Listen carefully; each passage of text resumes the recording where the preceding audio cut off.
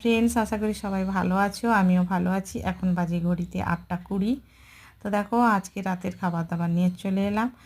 সকালে আজকে ঘুগনি করেছিলাম, ঘুগনিটা একটু বেশি ছিল, তাই ভাবলাম রাতে আর কিছু সবজি টবজি না করে ওই ঘুগনিটা দিয়েই খেয়ে নেব।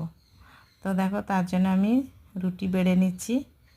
তো 3টে রুটি আর 1 বাটি ঘুগনি, আর শসা পেঁয়াজ কুচি তো রয়েছে। আর তোমরা যারা আমার ভিডিও কন্টিনিউ হয়তো দেখো, তারা জানো যে আমাদের বাড়িতে স্যালাডটা বেশিরভাগই হয়ে থাকে, সবাই ভালোবাসে খেতে।